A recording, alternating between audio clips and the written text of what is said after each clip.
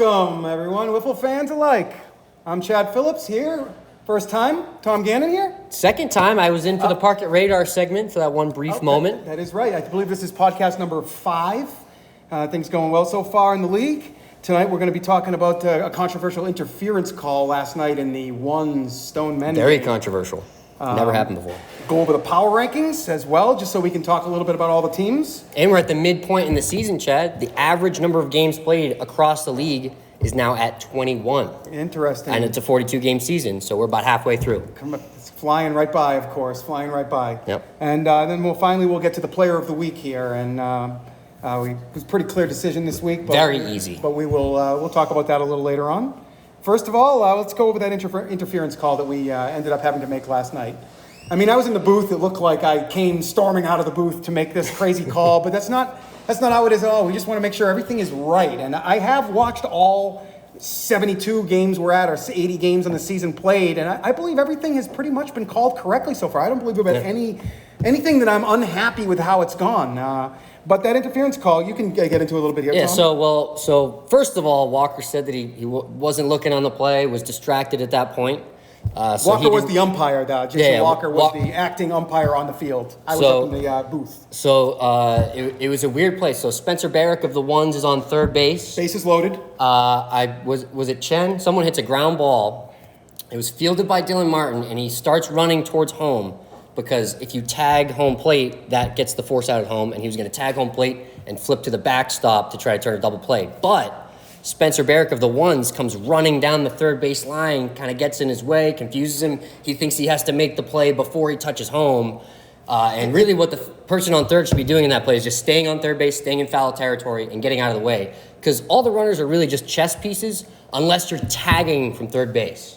Yeah, that's what we did have a couple of tag plays last night, too, so it was very interesting. I think we did have 3 sack flies last night, which doubled the... There was one, I think the first time anyone was thrown out, they stepped over the line and committed, and then it was sort of an easy play to throw them out. Someone on the Stone Men. That's right. Yeah. That was a Stone Man. That was his first Stone Man. Congratulations for hitting 2 triples in 1 inning without scoring a run. That was very, very Back-to-back triples. Back-to-back triples, and you did... Or no, there was the fly out in between. It doesn't matter. 2 triples in 1 inning. You gotta find a run, Stone Man. Real unfortunate. But let's start from the bottom with the interference call, though. But we did. So Chad and Walker were having a conference, and then I stepped in. I told him that there was definitely interference. The guy on third should never be running in front of the play. Not only was it distracting, but he also kind of made Dylan hold up and not fully turn the play. But we couldn't really assume a double play there. It definitely could have been a double play. Interference never goes good for the offense, and there's just no reason for him to be sprinting home there and just getting in the mind even. I think it was just such a weird play that it hadn't happened before. I didn't feel comfortable calling it a double play. Yeah. But in the future, I think if that happened again, we would have to call it a double play. I believe as well that it will have to be the max penalty for the offense, just getting in the way, and intentionally getting in the way, really. Even if it was sort of just a lapse in his judgment, that's the runner on third should never be running across a play at any point. But that game ended in a tie, and that call was in the bottom of the 5th, and I guess things played out as they should have because that was a very even game. That was crazy. And then Levi robbed a home run, I think, in the extra innings or the 5th inning. Unbelievable. I think he robbed 2 home runs, actually. One might have been just right after the ball. The second one I don't think would have made it over, but the first one, he was reaching his whole top half was over the fence. Unbelievable how far he got that one. That was a crazy play looking from the booth up in that. That's what a great booth they built up there. We get to sit above things and watch. All right, let's get into the power rankings. All right, you want to start from the bottom or the top? Let's start from the bottom. All right, Stone Men. We might as well. They put on the show yesterday, really. The Stone Men have had some pretty tough luck. And to give you an idea of how tight this league can be, we've beat the Stone Men by 1 run twice, and one of those was in extra innings.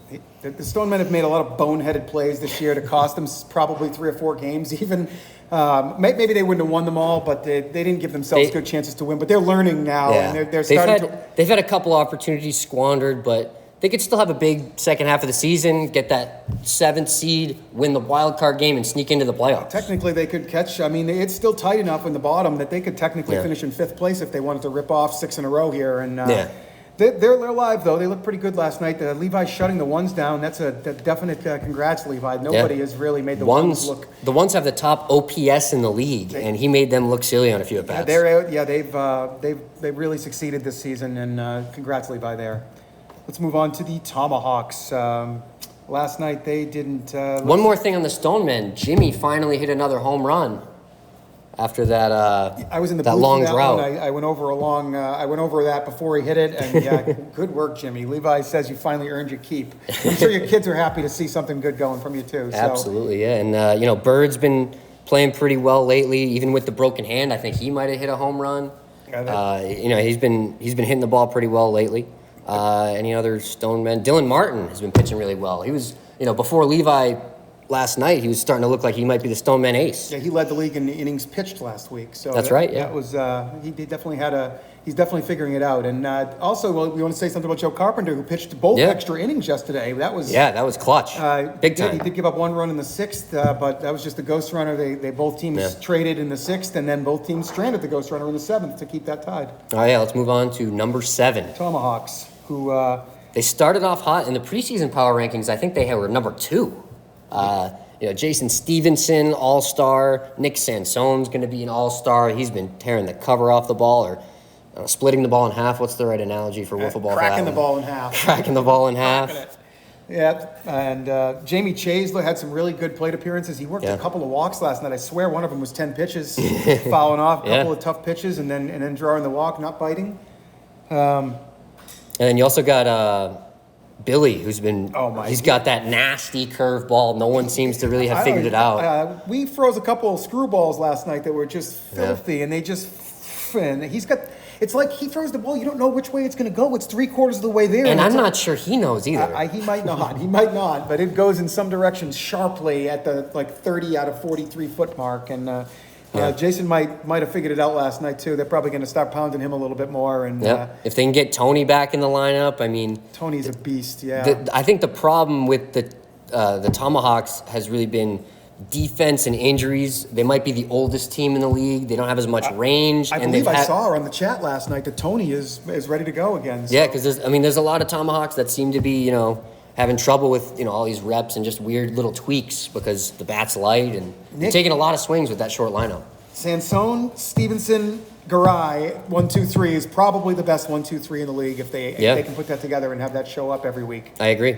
They can definitely move up in the standings here. Going to make it tough for the Stonemen to climb out of that cellar. Don't forget that 8th spot is relegated into the relegation round, and the 6-7 plays one game, and the loser of that game will go with the 8th seed to the relegation round. There's a good chance that those teams will be able to fend off relegation this early, but it's not a place you want to be down there. There's a chance that you can get pushed right down into the bottom leagues. And if you have one bad day against the top 2 teams from the Challengers tournament, see you later. Try again in the fall. Yep. All right, let's get on to the ones at number 6 in the power rankings. The ones, they've really been putting it together lately. I think their weakness still is just a little bit on pitching. I mean, they're hitting the ball really well. They could be working more walks. I think the on-base percentage is something they're struggling with despite their high OPS. And their defense is stellar. It's really just the pitching depth. I mean, you have Smitty as a clear ace. You have Chen, who's been pretty good. And then after that, I'm really not sure who I would go with. I really like AK. I wish he would get down here, maybe even come down on Tuesday. And I know you're a busy man, but get down to a minor league game and, dominate there, and maybe that'll make you feel good. I think Stevenson needs to go to just to go back to that. Even as a confidence builder, just being able to just work the strike zone and not worry about the hitters. I know there's a lot of guys when I'm facing them, I'm kind of overthinking what pitch to throw. I will say that last night when I was facing Hollis, I was just so uncomfortable facing him, just his stance, and just I know he can hit it, so I just scared to throw a strike. I just couldn't throw him one. It just in my head. Tough games out there. All right, anything else from the ones? We got Chen leading the league with 10 home runs. He seems to be just destroying the ball. It doesn't matter if there's wind or not. He's hitting it out with a fence. Yep, and Dobbins has been dropped to the 5 spot in the order last night, I believe. And he started hitting the ball too down there. He's been hitting it hard all season anyways. It's just a little bit of cluster luck and a little bit of sequencing. Yeah, I think the only 2 things they're missing is a little bit more patience at the plate to try to get to that third pitcher, and then they'll score 7 runs off of him. Exactly. I've been trying to stress that to my team. Just getting some of these good pitchers off the mound is so much value in this really strict walk league. All right, what do we have at number 5? Warbirds, and the Warbirds just edged out the ones in the numbers there, just barely squeezed ahead into the 5 spot.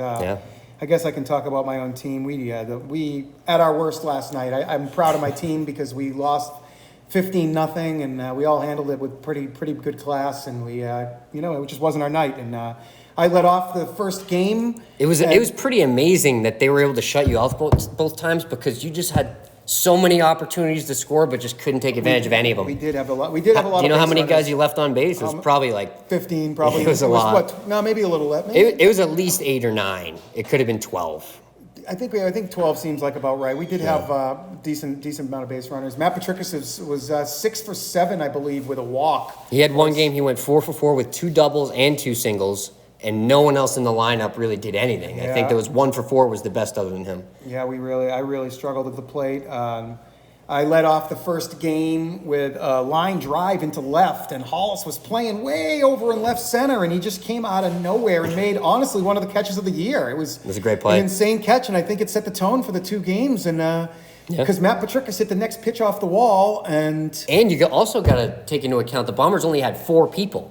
Yeah, you're right. Yeah, but if that drops in for a hit, Patricus hits a double on the next pitch, and it's 1-zip. Yeah. Instead, 10 innings later, we still didn't have a run. So it's amazing how one little tweak in these games can change the whole dynamic of the game. And like you've said, it's an exaggerated version of baseball. Baseball's a game of inches. This is a game of quarter inches. It is. And even in the inning we got raked last night, it was just error after error after error. It was like he told him to make an error, who told him to make an error, and nobody could make a play last night. It was rough. It was tough to watch. I got to be honest. Yeah, we really struggled last night. We're okay. I think we're still above 500. 11 and 10. I think we are 11 and 10. And I think 12 and 10 maybe. Nah, 11 and 10. 11 and 10. Yeah, it's 11 and 10. We were 3 games above 500, and we've been fighting split, and then we got swept last night. So. All right. Anything else? Any other honorable mentions from your team before we move on to number 4, top half? No, not really. We got to get Pewter out here. Damn it! You get hung over again and miss another freaking game. You're gonna be. We're gonna put you in the minors for a couple weeks. Holy crap! Even just having you out there last night, we could have won a game with you. Yeah, I mean, I think Patricus and Uncle B are the clear 2 best hitters in that lineup, and when they're both there and they're both hitting, the Warbirds can put runs on the board. But when only one of them's hitting or only one of them's there, it's really tough to string those hits together. We played such embarrassing defense last night. There's really nothing else to talk about. We just got to get our heads back in the game and make a couple plays. Get Warfield playing third base. Yeah, we need the chicken. The chicken's away, and Pewter's hung over at home. All right, let's get to the top half of these power rankings. Number 4. Right. Snappers climbing quickly. Snappers are on a tear. I think they're on a 4-game winning streak. I think it's actually 5. I think they won Could the be second 5. game. Oh, yeah, you're split, right. And then they won two sweeps in a row. Yeah, they've been just absolutely putting it together. I mean, Taylor's looking like an MVP the last couple of weeks. I mean, you've got Shane, Mr. Consistent. He had a tough night at the plate last night, but I did go well. He had a couple of hits. I'll take a couple of Jonathan hits. Wilson's starting to hit the ball a lot harder. He had a home run the other night in the wind. Yeah, Trent will take a couple of hits. He doesn't have any hits. None of us can get any damn hits. It's incredible. All right, so another thing for the Snappers. What would you say their biggest weaknesses right now? Well, now they got their team showing up, it seems. That was their weakness in just finding the right... Finding out who to play when. Yeah, they're not the best defensive team. They're pretty solid. Taylor's made some great plays. Yeah. They seemingly...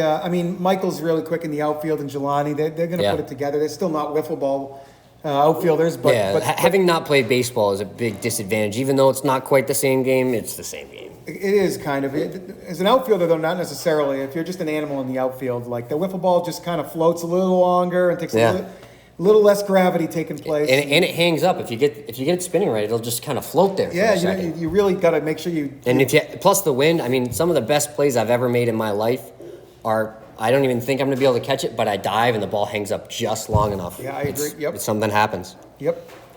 All right, let's move on to number 3, the Calicos. The Calicos, they swept us. Kind of a surprise they're down as low as number 3 still. It's almost like nobody's ever going to believe that they're the team. But Stein and Carrasco both dominating on the mound against the Sandvipers. Yeah, and I think...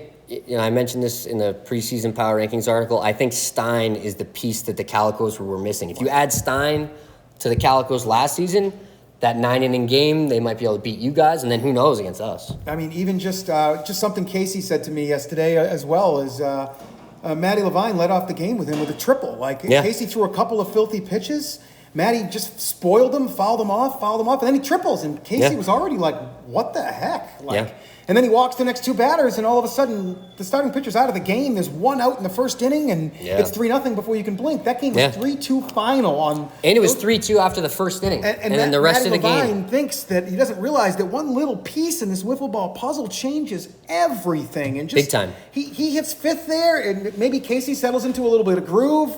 Maybe his double doesn't come in as big of a spot, or his triple doesn't come in a big spot. They strand him, and they lose that game 2-1 because. But the way that it's set up was incredible for the Calicos, and that started the whole night off. Oh, was that game 2?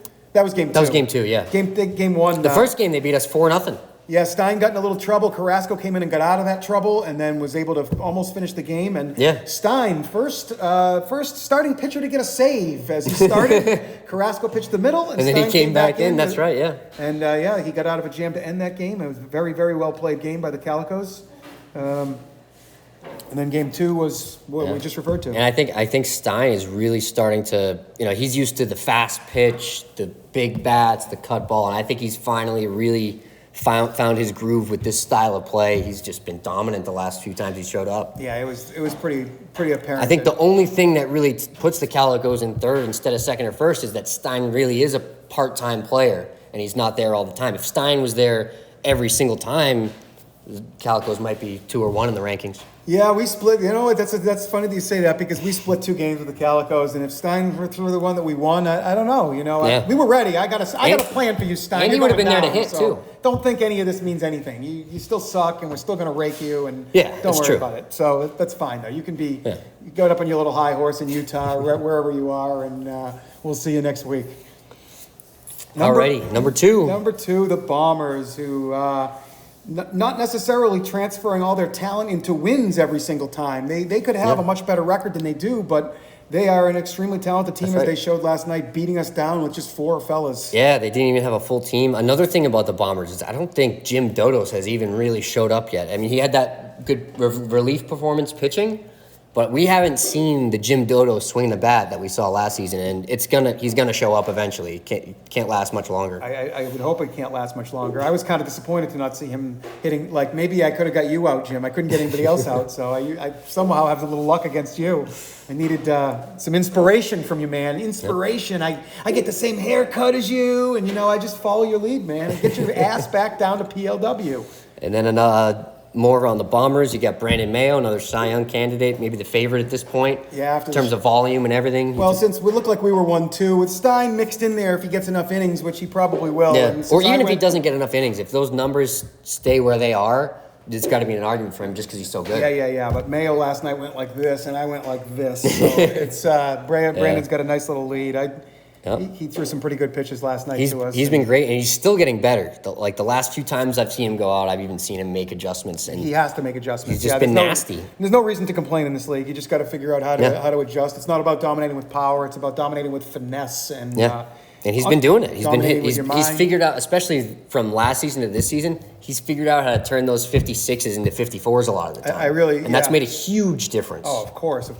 People were just taking, and now it's a little chancier to take. Yeah. Actually, not enough people were taking. Brandon is extremely lucky that it took people that long to adjust to him. Like, it was getting old that people just kept swinging at his 61s and then he adjusted right back. So pretty quickly he made the adjustment. It'll be interesting to see what happens next. Let's see if it's a real adjustment, though. Let's see if he can. I mean, he was only facing our Warboards offense without Pewter last night. He was not afraid to come right after us with his, I don't want to say middling stuff, but his middling speeds and his, he has nastier pitches he can throw. And and it's not like, the Bombers gave him a comfortable lead. It's not like he had to really lock in every at-bat like we've seen him do. Exactly. He was able to just groove some pitches. Again, we did have some base runners off of him, too, and Petricus handled him absolutely no problem. Petricus, 4 for 4. Was that game? I think it was. In the complete game shutout, Petricus went 4 for 4 with 2 singles and 2 doubles. They were both complete games. Oh, in Brandon's Brandon threw the complete game. Right. So Matty owned him, but... let's say something about Matty. Give Brandon a little defense there, and that he was missing a shortstop every time Matty Petricus was up. That's true, yeah. That's the second time this season the Warbirds have faced a 4-defender team, and I think Matty's like 13 for 14. So you guys might want to bring 5 if you want to have a chance to get Matt out, because he doesn't really like to get out very much.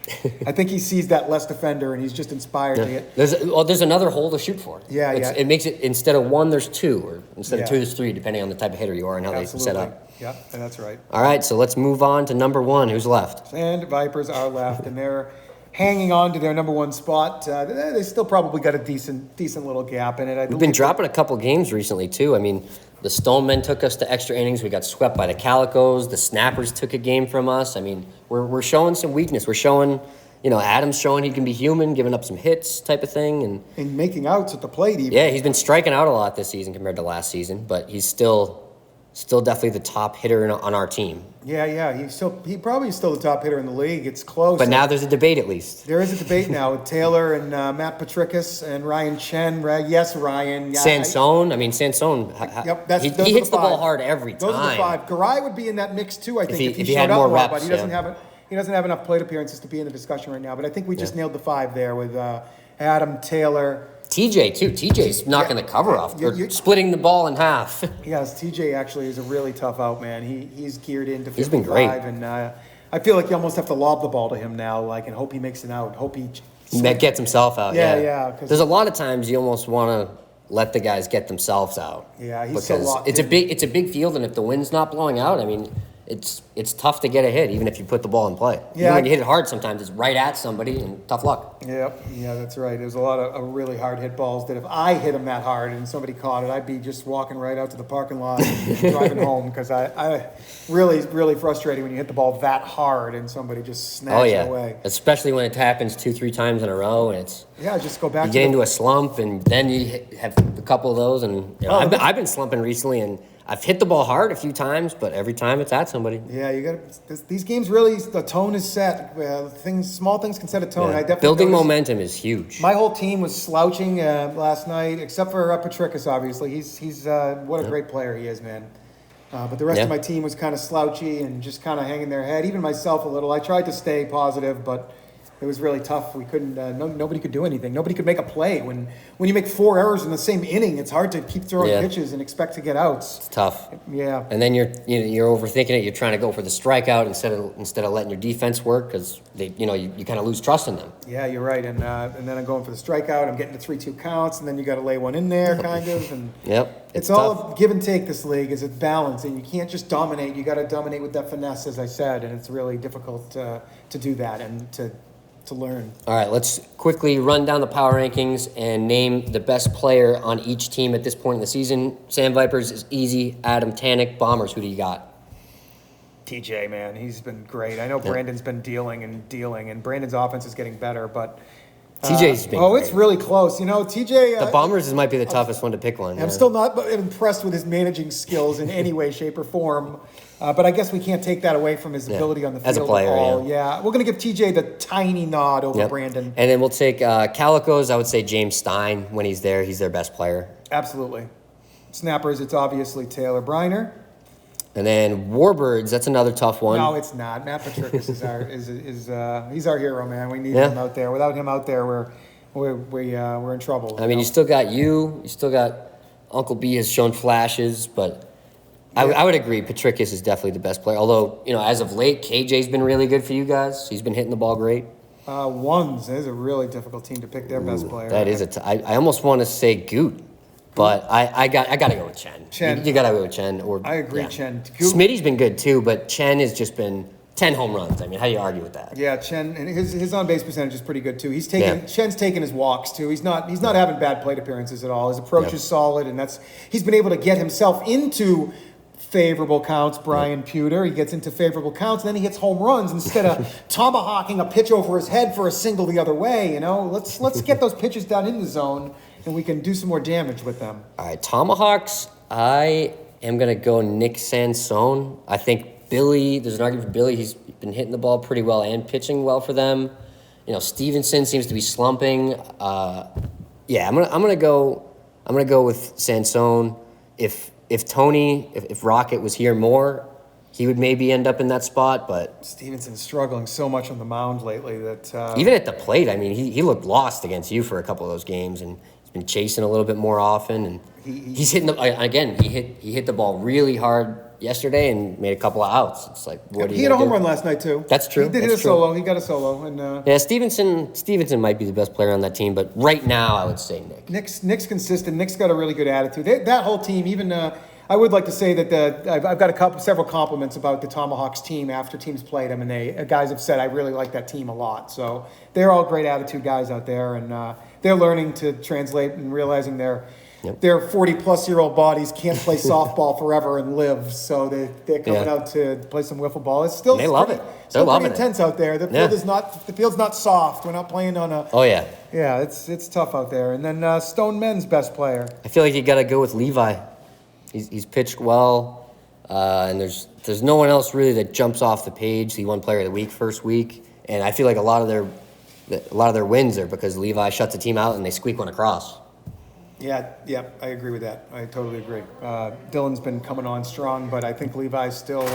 Dylan was really close to him going into yesterday, but. Levi really stepped it up against the ones. Yeah. Top offensive in the league, arguably. Jimmy paid him finally. Jimmy paid his brother some money finally. And, he owed him that. He owed him that win for sure. All right. Anything else you got before Player of the Week? No, let's get there. We're running out of time here. Player of the Week by unanimous decision, Taylor Briner. He had a .529 average, 9 hits, a league-leading 4 home runs for the week, league-leading 15 RBIs for the week, and he ran away with a 2.00 OPS. Wow. And it was an easy, that's not even including his pitching stats, which were also pretty good. Yeah, he threw about 7 innings last week. He gave up a few runs, which was good. It's finally showed he was human, and we got his ERA off of the .8 or whatever. Because the thing with Taylor, he's throwing that same sort of 12-6 that Brandon throws, but Brandon, it cuts away from a righty into a lefty most times, but Taylor's, it might go straight down, it might tail away from you, it might tail towards you, and it's tough to read. I don't think he knows where it's going either, but that's good. I actually think he does. I think he's got 3 drops he's throwing. That's all he likes to throw, and I think he's realized that if he can make a drop, it's harder to hit out of the park, and he's probably right. His pitching stats were decent. He picked up a win last week, but even Manny picked up a win last week with the Snappers hitting as they were. The Snappers were just the Snappers' offense. I mean, they're hot. If they stay hot, then they're gonna keep climbing the rankings, and we're gonna sound silly for putting them at number 4. Yeah, I agree with that. But we're gonna sound silly. The Calicos are at number 3, and they just beat the number 1 team in a doubleheader, and they looked pretty dominant. Us, they looked pretty dominant in both games. Really, you guys tried to get that second game, but it was just they had us. Yeah, Stein had us. Yep, he did. He knew what he was doing out there. He's a very good pitcher. Yeah.